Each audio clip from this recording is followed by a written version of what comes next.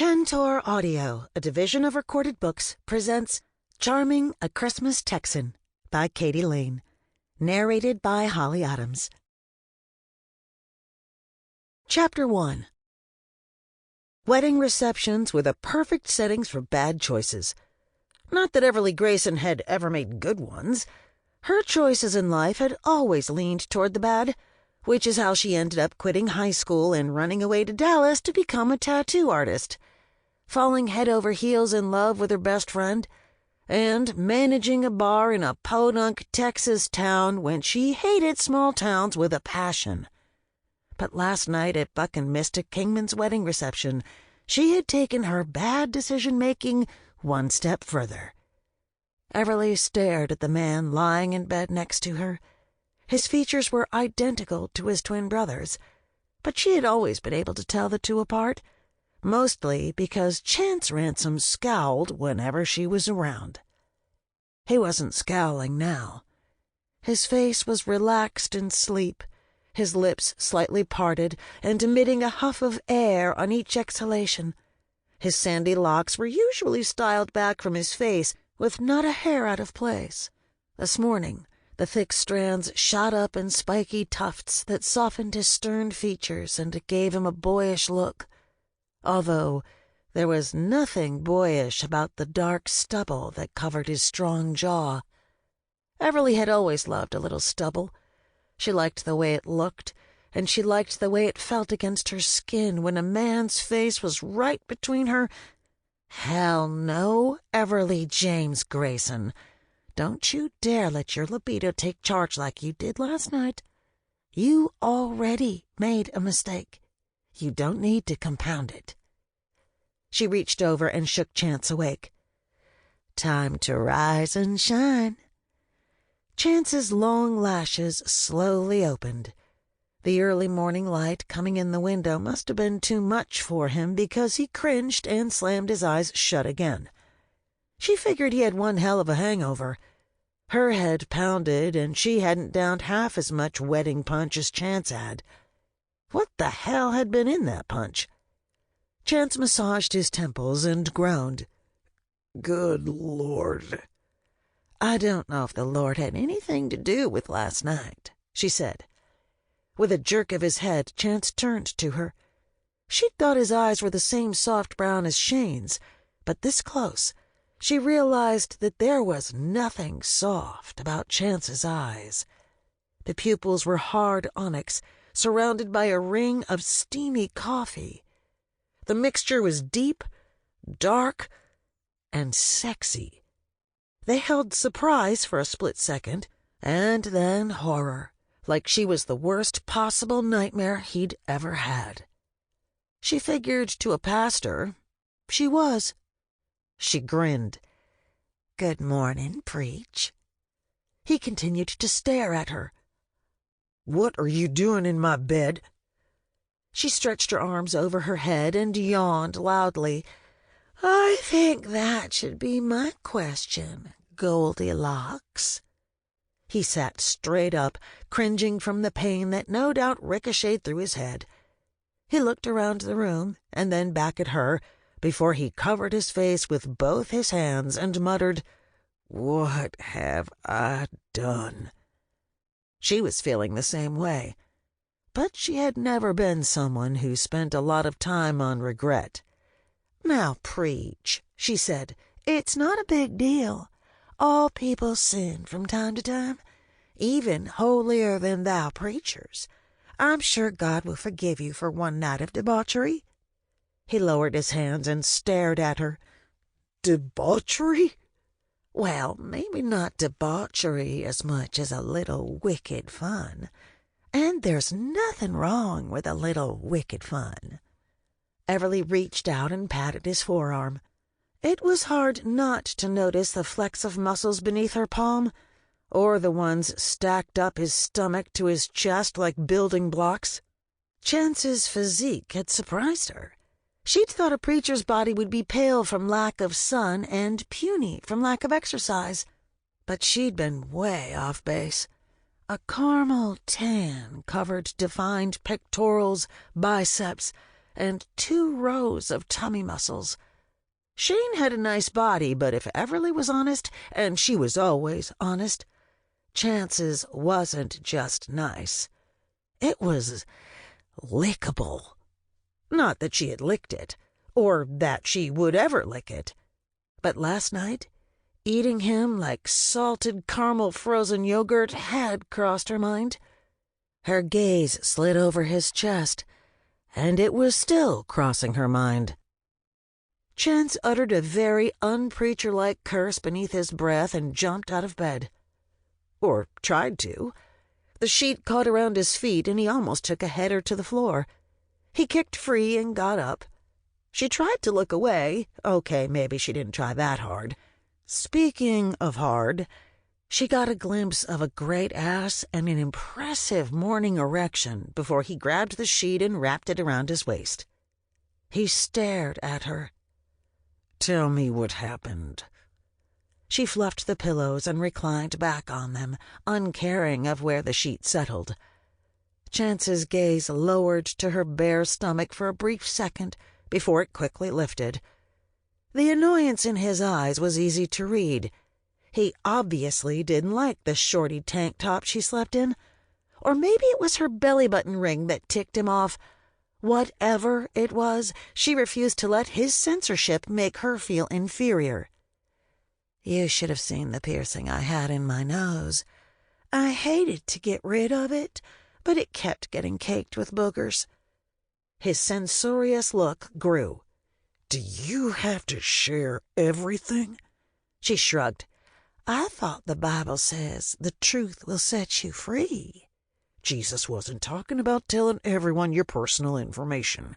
He was talking about the truth of the Word of God. If you know God's truth, it will set you free. She studied him. You know God's Word, and you don't seem very free. In fact, you seem as tense as a clock that has been wound too tightly and needs to be sprung in order to keep ticking." She laughed. "And it looks like all you needed was a little spiked punch to get sprung." "It's not funny." He ran a hand through his hair and looked around as if searching for help. "What happened last night was wrong. All wrong. I shouldn't have even attended the reception. I shouldn't have accepted the cup of punch or any of the ones after. And I certainly shouldn't have gone to bed." He glanced back at her. "With you." The entire scenario of a Ransom twin telling her what a mistake he'd made by sleeping with her was like déjà vu. Shane might have been a lot nicer with his rejection after their night of drunken college sex, but the message was the same. Everly wasn't the girl they wanted to find in their beds the following morning. Suddenly, she wasn't having fun anymore prodding the preacher. So she decided to let him off the hook. "Well, you certainly aren't my first choice either, Preach, so I guess we're both lucky that nothing happened last night." He stared at her suspiciously. "Then why am I naked?" "Because you stripped off all your clothes before you passed out in my bed. I found you after I closed up the bar." "And you joined me instead of trying to wake me up?" "I was a little tipsy myself. Not to mention exhausted from pouring drinks all night for the entire town. Walking down the hall to the other room seemed like too much trouble. Besides, it's my bed. You were the interloper. And what did you want me to do? Send you home falling down drunk? If I had let the new preacher get run over or stumble and crack open his head, the town would tar and feather me. If word gets out that Nasty Jack's tattooed bartender lured you into her bed, they still might." She saw the strong need to believe her in his eyes. Finally, his shoulders relaxed and he released his breath. "Thank God." Holding the sheet like a shy virgin, he picked up his clothing scattered over the floor and walked out of the room. A few seconds later, she heard the bathroom door slam shut. She blew out her breath and rubbed her aching temples. "Way to go, Everly. You just couldn't learn your lesson the first time, could you? The toilet flushed, making her realize how badly she had to go. She got up and searched for her jeans. Once she pulled them on, she headed downstairs. Nasty Jack's was a typical small-town Texas honky-tonk. It had a well-worn pool table, a boot-heel-scarred dance floor, an old .45 jukebox, a bunch of mismatched tables and chairs, and a long bar that covered one entire wall. Christmas lights hung year-round above the bar, and classic beer signs glowed from the walls. The only thing that made Nasty Jack's different from most small-town bars was the pie. The owner's wife made them from scratch, and Gretchen Kingman knew how to bake a pie. The short time Everly had managed the bar, she had become addicted to the tasty treat. There was something about the flaky crust and gooey fillings that made her feel better about her bad life choices. So, after using the women's bathroom, she headed to the kitchen in search of some pie comfort. She found half of a raspberry peach pie hidden beneath a dish towel. After making a strong pot of coffee, another addiction, she poured herself a mugful, grabbed a fork, and sat down at the prep island to indulge. As she ate, her thoughts drifted back to the preacher. Something that had been happening a lot lately. He was as different from his brother as night and day. Shane wore all his emotions on his sleeve, while Chance seemed to hide all his behind the fake smile he gave his entire congregation. Having grown up with phony parents, Everly could spot a fake a mile away. Of course, it didn't hurt that she knew the story behind Chance's fake smile. The sound of clicking boot heels drew her attention away from her thoughts. She figured Chance would sneak out the door without a word, so she was surprised when he walked in through the swinging door. Damn, she loved a man in a Stetson. The brown felt of his hat matched his eyes and made them even more intense. But the rest of him looked pretty pathetic. His dress shirt and pants were covered in wrinkles, and the skin under his dark stubble had a grayish tinge. Like a true Texas gentleman, he removed his hat when he reached her. His sandy hair still stuck up in boyish tufts, and Everly had to stifle the urge to reach out and ruffle it even more. He cleared his throat. "I owe you an apology, Everly. I shouldn't have assumed you were responsible for me being in your bed." She took the last bite of pie and shrugged. "No sweat, Preach. I've had worse assumptions made about me." "Well, I was wrong, and I'd appreciate it if you didn't—" He let the sentence drift off, but she knew what he was asking. She mimed zipping her lips. "My lips are sealed as tight as my grandmother's fruitcake."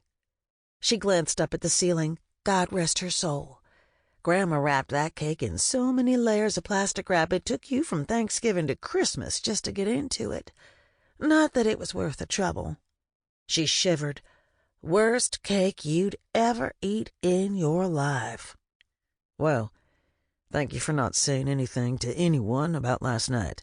"No problem. Although, you're still going to be the subject of gossip." She sent him a saucy smile. "I don't think the town realized how well their new preacher could dance." He stared at her. "I danced?" "A lot. You even dipped Miss Kitty." Chance rubbed his temples and groaned. "I'm sure the church board is already planning a meeting to fire me." "Doubtful. If they didn't fire you for punching a Kingman, and we all know how much they worship the Kingmans, I doubt they'll fire you for doing a little drinking and dancing at a wedding." Everly had been at the bar fight between the Ransom brothers and the Kingman brothers. Wolf Kingman had been about to rough Shane up for breaking Delaney's heart when Chance appeared out of nowhere and started throwing punches. It had surprised everyone, Everly included. She had thought preachers believed in turning the other cheek. Obviously, not when it concerned their family. "They should fire me," Chance said. His face held guilt and the deep pain it always held. It was the pain that got to her. Don't be so hard on yourself. You were just enjoying a wedding reception like everyone else in town." His eyes narrowed. "Except for you. If I remember correctly, you weren't enjoying the reception." "I was bartending." His gaze grew more intent. "And watching Shane." It was more than a little annoying that he couldn't seem to remember what they had done last night, but he had no trouble remembering other details. Details she'd just as soon forget. She shrugged. "What can I say? Shane is a good dancer. Did you two take lessons when you were kids?" He didn't fall for the subject change. "Give it up, Everly. Shane is happy." The pie in her stomach threatened to come back up. She pushed the metal pie plate away and took a sip of coffee before she spoke. "You don't have to tell me. I know your brother is happy." She knew it all too well. "Do you?" He set his hand on the stainless steel island and leaned closer. "Then why did you take the job here in Kirst, Everly? With your business degree and experience managing restaurants, you could have easily found a managerial position anywhere. Why here?" "Wolf and Gretchen Kingman needed help. What can I say? I'm a giving person." Chance shook his head. "That wasn't the reason. The real reason is that you're still not over my brother. And you think if you hang out long enough in Kirst, Shane will realize what a mistake he made marrying Delaney and come running back to you."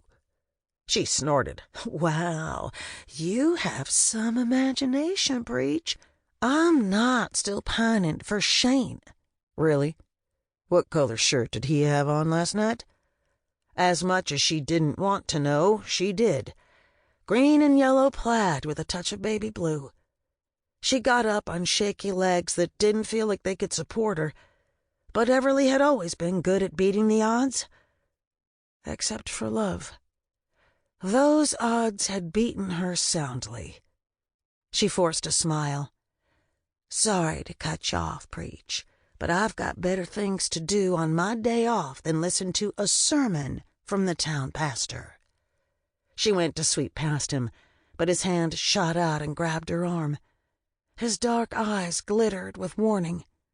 "Shane is never going to leave Delaney for you, Everly. I'll make sure of it. So go home to Dallas. There's nothing for you in Kirst." Chapter 2. "Who are you?" Chance stared at the man in the mirror. His eyes were bloodshot with dark circles beneath. His face had a pale, sickly tinge and 2 razor nicks, and his lips were pressed in a thin, firm line of pain. Pain that had nothing to do with the throbbing behind his temples or the rolling of his stomach. This was a deeper pain. The pain of loss that grew from the depths of your soul, entwining you in its tentacles and squeezing until you couldn't breathe. Instead of answering the question, the man just continued to stare back at him with a haunted look. Turning from the mirror with disgust, Chance headed into the bedroom to get dressed. He had always been an orderly person. Ever since he was young, he had liked having everything in its place. As a child, his side of the room he shared with Shane had been organized and neat. Now his bedroom was a jumbled mess. Half-unpacked boxes were everywhere, and he had to search through a pile of unfolded laundry to find clean underwear and socks. His closet was even worse. Suit jackets, pants, and shirts were haphazardly hung on hangers or lying on the floor. The only suit in a plastic dry cleaner's bag was the black suit at the back of the closet. He had worn it twice in the last 16 months. He swore he would never wear it again. Looking away from the suit, he randomly grabbed a suit, shirt, and tie. After getting dressed and tucking on his brown cowboy boots that badly needed a polish, he stood in front of the dresser mirror to knot his tie. The shirt and suit had changed nothing. The hollow-eyed, devastated man was still there, and Chance didn't know how long he could keep the man hidden. Last night had been a perfect example. One second he'd been sitting there watching his brother and Delaney dance, and the next second a certain Rascal Flatts song came on, and an avalanche of memories and pain flooded him. When someone had offered him a glass of spiked punch, he'd taken it. But one glass hadn't worked to douse the pain. It had taken much more to finally erase the memory of whirling a beautiful blonde with laughing blue eyes in his arms at his own wedding reception. Erasing the memory had given him a new one. A memory of multicolored hair, sleepy whiskey hazel eyes, a broken heart tattoo covering the swell of one soft breast, rosy nipples pressed against white cotton, and a tanned stomach studded with 2 glittering diamonds. He squeezed his eyes shut and blocked out the memory before he headed for the door. Since the garage was filled with boxes he'd yet to unpack, he parked his truck in the driveway. He could have walked to Holy Gospel Church. It was only a block away, but the Texas humidity was already thick, and Chance's head still felt like an exposed wound. On the drive to the church, he mentally went over the sermon he planned to give that morning. It was a standard sermon he'd gotten off the internet. He no longer had the inspiration to write his own. The church board should ask for his resignation. He shouldn't be a pastor. The only reason he had taken the job and cursed was for Shane. Ever since Chance had quit his pastoring job in Austin, Shane had been worried about him. He had found the job and cursed and pulled the twin switch to get it for Chance. Since Chance didn't want his brother to worry or to look like a jerk in front of Delaney, he had accepted it. Chance knew the minute he'd seen Shane and Delaney together that she was the girl for his brother. He'd also known the minute he'd met Everly that she wasn't. Shane had introduced them in college. Everly and Shane had been going to the University of Texas, and Chance had been attending Dallas Christian College. It had been obvious from the first that Everly was a wild college girl who was more concerned with keg parties than studying. Since their father's life had been ruined by falling for the wrong girl, Chance had worried Shane might go down the same path. He was still worried, which was why he couldn't leave Cursed until Everly was gone. Shane was all the family Chance had left. He refused to let a temptress ruin his brother's happiness, and there was no doubt Everly was a temptress. An image of a diamond-studded belly button popped into his head, but he pushed it right back out as he pulled into Holy Gospel's parking lot. The church was small but quaint. Made of Austin stone, it had a tall steeple that ran along the front of the main chapel, and beautiful stained-glass windows that ran along either side. From what he'd heard, the church had been rebuilt in the 1950s, and sat in the same spot as the original town church that had been built in the 1800s. The only thing remaining of the old church was the solid maple pulpit that Chance preached from every Sunday, and the huge cross that hung on the wall behind the pulpit. Inside the church was as hot and muggy as outside. Chance figured the air conditioner was on the fritz again. He had planned to buy a new one, but most of the church's coffers had been spent after tornadoes swept through Texas. While there had only been limited damage to Cursed, the Malone's house, and Mystic Malone's basement hair salon, there had been other people across the state who had lost their homes and businesses and needed money for food, clothing, and lodging until they could rebuild. Chance would just have to find another way to raise the money for the air conditioner. "Good morning, Reverend Ransom." Chance turned to see his receptionist coming down the hallway. Mrs. Moody was a retired schoolteacher who had volunteered to help out the previous pastor until he found a replacement. He never had, so Mrs. Moody was still the receptionist, and an efficient one. She was a tall, thin woman with a stern manner and squeaky shoes. "Good morning, Miss Moody," he said loud enough to be heard over the squeak. She stopped and fanned herself with the stack of Sunday program she held in her hand. It's stifling in here again. I'll ask Mr. Olson to take a look at the air conditioner, but little good it will do. The man doesn't know a screwdriver from a crescent wrench." "He tries his best." She snorted. "I don't know about that, but I guess he'll have to do. It isn't easy finding good help in a small town. After the way he was drinking and dancing last night, I'm sure he'll be late getting here this morning." She sent him a pointed look. "I'm surprised you're here so early." He felt his face heat. "I apologize for my inappropriate behavior last night." Her eyes widened. "Inappropriate? From what I could tell, all you were doing was having a little fun, Reverend. And if you were acting inappropriate, everyone else was too. I'll be surprised if anyone shows up for church today, but be prepared for a full house in the next couple months. During the holidays, everyone wants to act like good Christians." Chance didn't even want to think about the upcoming holidays. Last Thanksgiving and Christmas, every tradition, decoration, and carol had brought back painful memories. "And speaking of Christmas," Mrs. Moody continued, "in the announcement today you'll need to mention that the auditions for Cowboy Scrooge are coming up." She handed him a program. "I also put it in here, but few people read the program. Today, more than likely, they'll be using it as a fan. You might also mention that rehearsals start right after Thanksgiving and last until the performance the Saturday night before Christmas Eve." Mrs. Moody had told him about the musical the church put on every year, so he nodded. "I'll be sure to announce it. Are you directing the play?" Mrs. Moody was not only the receptionist, but also the organist and the organizer of most church activities. "No, I'm the ghost of Christmas past. The pastor of the church always directs the Christmas musical." Chance stared at her. "Me?" The last thing he wanted to do was direct a Christmas play. It would be hard enough faking holiday cheer during church services. He certainly couldn't do it through a month of rehearsals.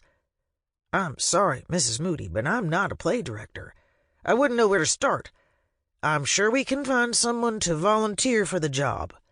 She snorted. "Like you found someone to replace me and an experienced handyman to fix the air conditioner?"